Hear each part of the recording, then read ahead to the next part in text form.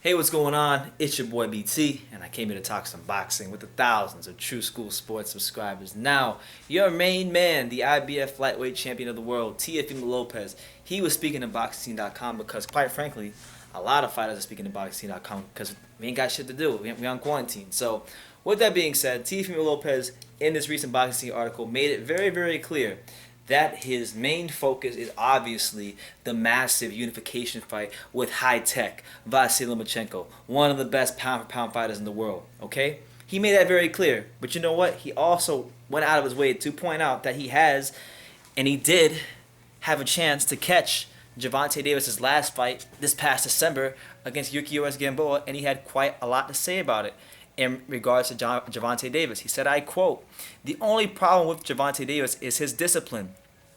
He has no discipline. That's what wins his fights. Obviously, it's catching up to him because with Gamboa, someone that was injured from the second round on, he couldn't do anything to him until the last round, the 12th round. It's catching up to him. Little by little, they're putting him with guys that they have 100% confidence that he'll beat, but yet he had a difficult time with someone like Gamboa. Maybe he just had a bad night, but he was overweight at 135. He was going up in weight for the first time, and it's a 5 pound difference from the junior lightweight division. It's not a 4 pound difference like when you go from 126 to 130. It's 5 pounds, and you can't even make that. You've got a problem. That's a big problem. That's a big, big problem. Things like that don't look good on your resume, and that's just what it is. So listen, Teofimo Lopez isn't telling us anything we haven't heard before. As far as Tank Davis, this is a guy that, as his career continues to progress, he's beginning to become more like Adrian Broner than he is Floyd Mayweather. And this is a recurring theme with these,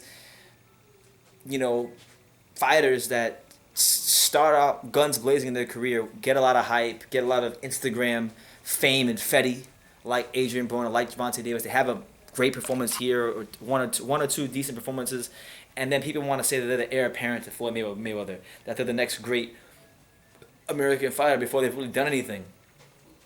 And Teofimo Lopez is calling Gervonta Davis a fatso and a fat boy because he listen, he's saying things that we all know, and he's saying things that I've already said myself, that he's a fatso, an undisciplined fatso, and that he's in a witness protection program for boxing.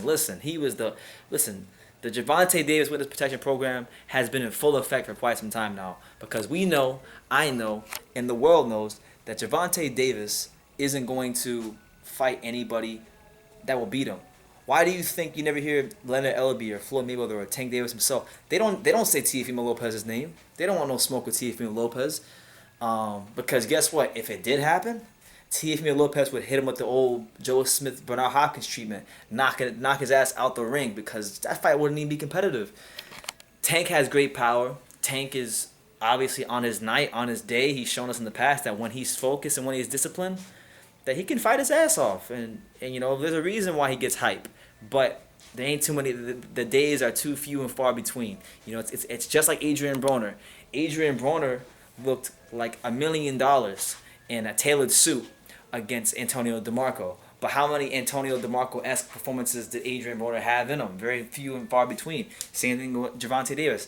He looked like $1,000,000 in a tailored suit against Jose Pedraza. But how many Jose Pedraza performances has he had, or does he have left in him?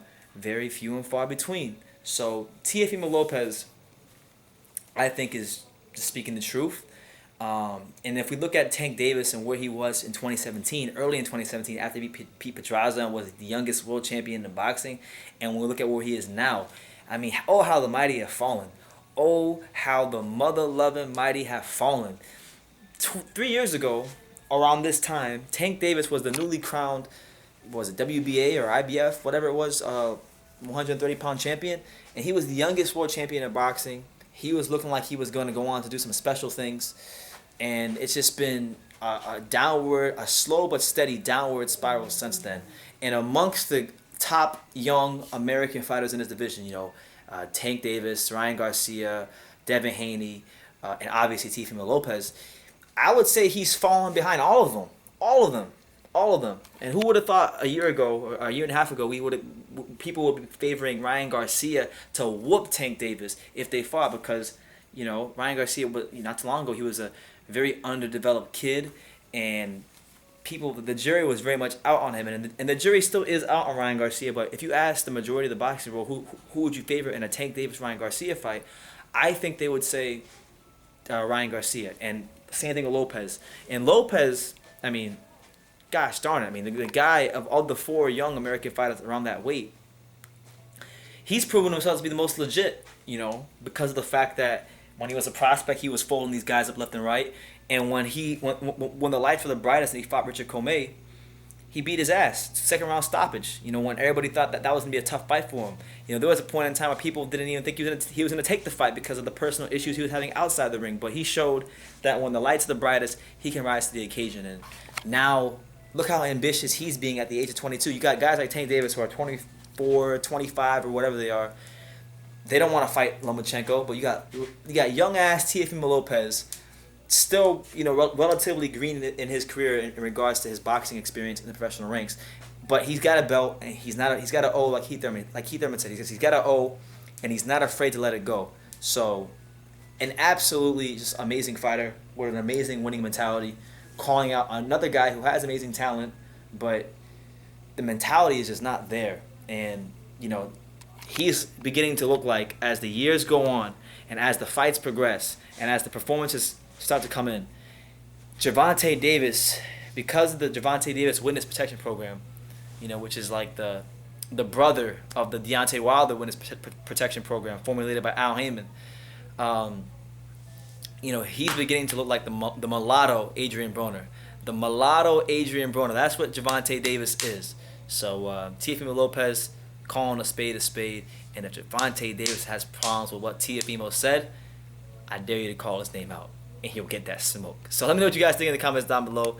Teofimo Lopez just basically speaks on Gervonta Davis, saying that he has no discipline, and it's caught up to him as a fighter. So leave your comments down below. Take the time to subscribe, and like I say in every single one of these videos, you can love me or you can hate me, but I'm just a kid from Dania. So until next time, take care, guys.